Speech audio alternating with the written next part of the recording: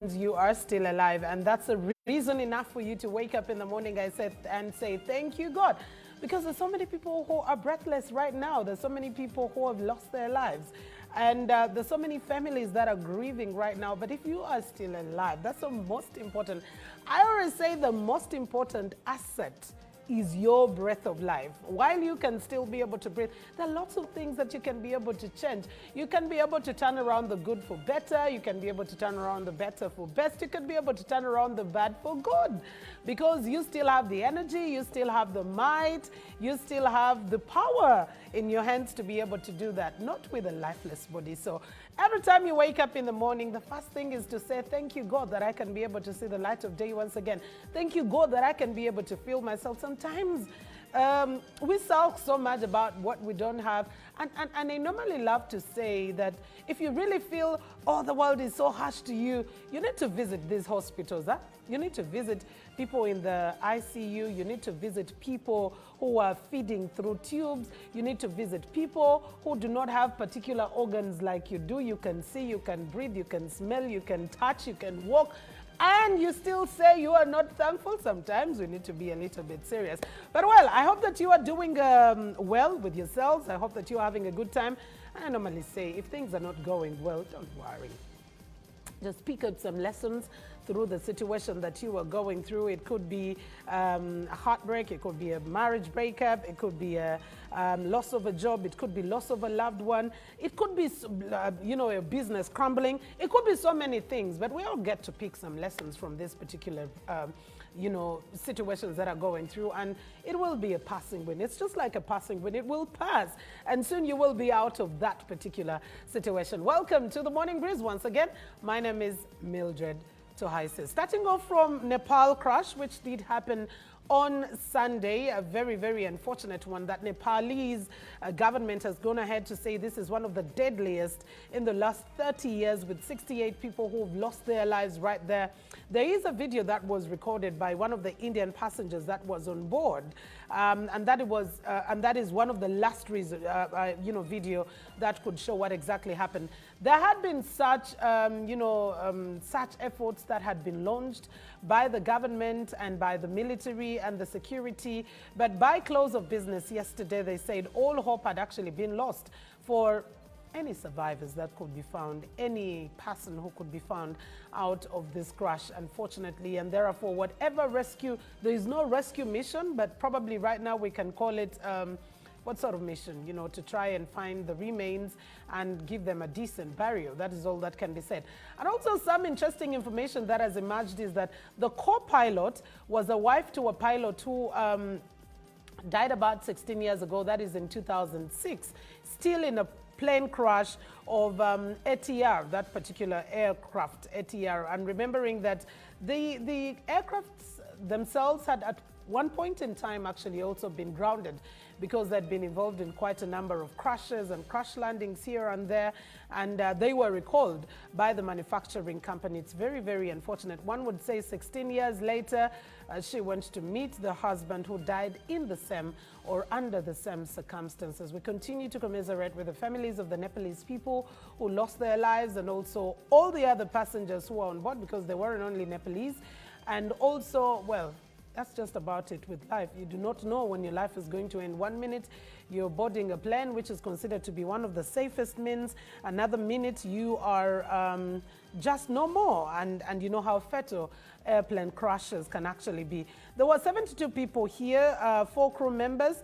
And like I said, one of the crew members, that's a co-pilot, was a wife to a gentleman who died in the same ATR aircraft about 16 years ago. That is in 2006. And also, if we could be able to remember, 37 of these were men. There were about 25 women aboard this plane, and 3 children together with 3 infants. That according to the Nepalese or Nepal Civil Aviation Authority, which did particularly report. And the Army spokesperson, as I did say earlier, said look here, we do not have any hope whatsoever for finding any sort of survivors. Right now, we're just doing an evacuation of all the bodies of the persons who lost their lives in this. There have been only 2 other incidents in which more people were killed, and this took place in July and September. And if you can be able to see July and September 1992, that was a span of just a few, very few months in between, and those crashes did also involve Thai Airways and Pakistan International Airlines. So it wasn't only ATR, it hasn't only been ATR that's been involved in this, and that did lead to about 113, 167 people respectively losing their lives at that. Very, very sad. We're still continuing to gather all information as it does come through from our international partners, news partners, and we'll be able to give you all that as it does unfold. But we continue to say, may their souls rest in peace. And coming back to Uganda, away from Nepal, where the unfortunate incident did get to happen, also once again reporting on sad news, Uganda's High Commissioner to Kenya, Seychelles, also did breathe his last yesterday. That is Dr. Hassan Galwango. Is that also the late husband to now the Mbale woman member of parliament, Connie Galiwango. And his body has arrives in the country for a decent burial, of course, particularly paying attention to the fact that with his religion, it is a burial that has to take place in the shortest of times. He passed away in Nairobi, where he was receiving treatment, and that was announced yesterday by government. And well, we'll be receiving all the burial arrangements as of today, and how his body will be laid to rest finally. And well, he served his nation for quite a period of time, and all we can say is may his soul rest in peace. And of course, this was also reported by the Vice President, Jessica Alupo, yesterday, well, remembering that the President is out on official mission for the country, and that is why this announcement came through the Vice President. He had been admitted to Nairobi Hospital, like I said, much earlier on, where he passed away right there. May his soul rest in peace, and we also commiserate with the family. And well, looks like a morning of only talking about sad moments, morning of only talking about, you know, sad aspects happening. But there is another death of, that is former Omoro Member of Parliament, Simon Tolit, who did pass away, who's been a member of the National Unity Platform. That was reported by the principal of the National Unity Platform as of yesterday.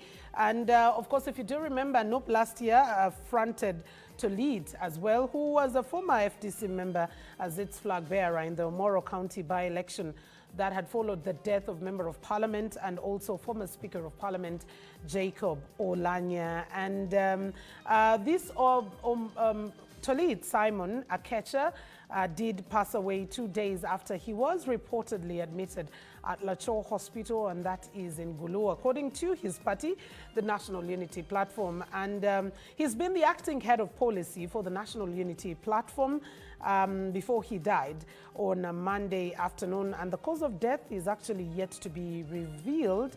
But that is the information that we could be able to get. And he was, Tolit was the Omoro County Member of Parliament in the 8th Parliament, but did get defeated by Jacob Oulanyah in the 2011 parliamentary elections, if you do remember.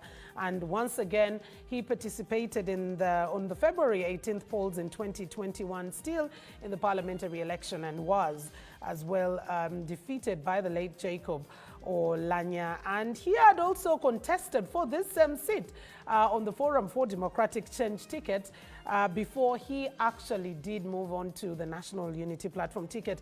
And each time he did lose, Tolit petitioned court on grounds, and especially if you could remember, he petitioned court on grounds that the late Jacob Oulanyah had stolen the vote, but the petition was actually dismissed for lack of sufficient evidence. That's been his political life and political career. He's contributed to his, constituency, to his people for all the time that he's been leader, both in parliament, but also just on political party level. And we also want to commiserate with the family and commiserate with the National Unity Platform, which has lost a member, because we are talking about building democracy and living in a multi-party democracy. Definitely the strength of political parties, building of these political party organizations to train the leaders of tomorrow is a very key aspect to pay attention to in the democratization of the country. Once again, may his soul rest in peace. Like I said, quite a lot of sad information and sad news coming through. But for now, let's take a very short breather and we'll be right back with a lot more.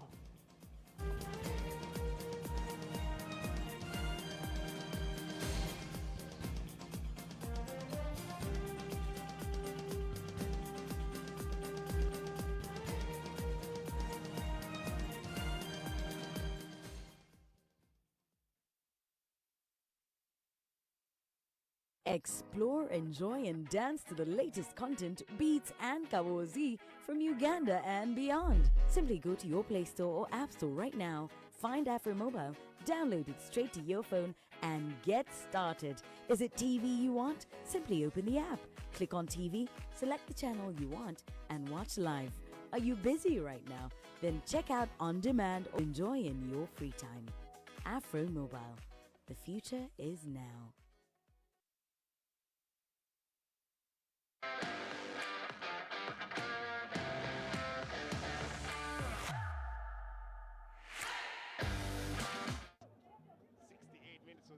There's some bench activity coming up here, but here comes a shot!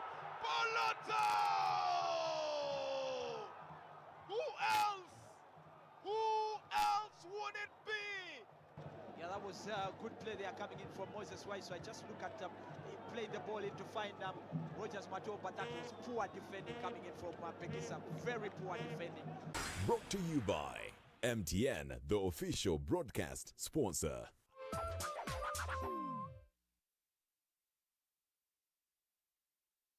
Get it now. Get it accurate. Get it fast. Real fast. Like super fast. Super duper duper fast. No, it's not fast food or a really quick car. It's the most accurate and timely flow of news, information, updates, stories, and the stories behind the stories, and more, and a lot more.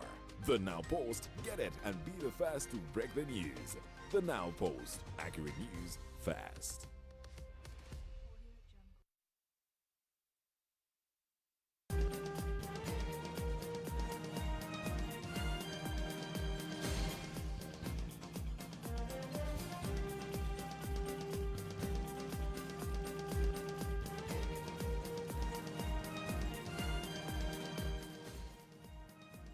Good morning to you once again. I hope that you're having a lovely time. It is the Morning Breeze, the most authoritative morning current affairs show. My name is Mildred Tuhaise, and it's always a pleasure. Puts a smile on our faces to know that you wake up to us. The hashtag to follow up on any of the discussions that we are having is hashtag NBS Morning Breeze and hashtag NBS Updates. We'll be more than glad to be speaking to you and chatting up with you. You can also download the Afro Mobile app. Go to the Afro Mobile app. You have DJ mixes. You have all the best information, well-curated news. You can speak to your favorite news anchors and, show hosts. And the best of it all, you can as well be able, on the, much lower, you can be able to speak to us and let us in on the discussions that are coming through. Well, that is it. We say that with the Afro Mobile, the future is right in the palm of your hands, because we no longer have to wait like back in the day, like at Boris Gate back early and, get to take a shower for the kids. We used to do that and then sit right next to the TV and wait for the news. No, not with the technology, not with the digital revolution and digital era that we are in about this time. So the future is right in the palm of your hands with your phone. You can watch TV, you can listen to radio, you can read newspapers, and whatever it is. It's about Ugandan content. Now, away from that, back again with sad news. But yes, this is so it. Should we say the festive season now is done, because, people have gotten back to their workplaces and it's business as usual. It's a new year started and business as normal. But we are still looking at how we've gone through the festive season. The number of accidents that happen during the festive season, sometimes I get to think about it and I'm like, do we even get to realize these are human beings that we are talking about? We're not referring to, I normally say, it's not like an Eid celebration that we're talking about how many sheep were slaughtered, how many chicken, how many goats, how many cows were slaughtered. These are human lives and that were lost to road carnage. Now, according to the traffic police report that was released, 56 deaths were reported in the last weeks. Sometimes I speak about these numbers and I grow goosebumps. 56 human lives were lost. Now, do you want to calculate that with relation to how many taxis are those that are crashing at the same time? And of course, 217 accidents were reported, registered between just the 9th and the 14th. 9th and 14th, that's just about 3 days ago, about 3 days ago when this report was actually captured, and police is intensifying its operation on errant traffic, I almost said traffic officers, no, I mean on errant drivers on the roads. If you're driving while on the phone, that is one of the most distractions that we've gotten. And out of the report, those are one of the reasons that have been pointed out by police as having been the biggest cause, one of the biggest cause. Because when you're on phone and then you're driving, you're losing concentration. You're paying attention to the person that you're speaking to, and then you're holding your phone, and then you have to pay attention to the person, I mean to all other road users. Sometimes you just cannot be able to multitask on the phone. Also, depending on what sort of conversation you are having on the phone, you never know. And then the, of course, instance of people driving with the cars that are in dangerous mechanical condition. That is the machine cause of accidents that we normally talk about. And then there's been reckless driving and human error. A part of human error is people driving in lanes that are not theirs, overtaking in wrong positions. It's a sharp bend and someone cannot even be able to see what's coming ahead, but just decides to take over. But also people who drive under the influence of alcohol. Very terrible aspect for you to be able to do. Please, you can drink all you want, but do not touch the steering wheel if you know you're not in the right position to be able to drive. You know, I've had so many conversations of people saying, I don't know how drunkards get home, that they will get out of a bus staggering, but sit in their car and they will arrive home safe. My dear, probably it's by the grace of God that you are getting home. There are people who never make it. And unfortunately, even those who never make it end up killing others who are totally innocent. So we need to have a little bit more responsibility on the road. And this hashtag, this conversation that we started, that I am so passionate about, End Road Carnage, is something that we cannot, let aside. And it does not take police being on the road, by the way. It does not take traffic being on the road. It takes us being responsible. It takes us doing those routine checks. When you are going to step out, you parked your car. Yes, it could have been in very good condition, but you check it in the morning. Do you check for the basics? Your tires, are your nuts in the right position? Are the basics? I know this is a little bit hard for us women, for some women, not us. I think I'm not in that category.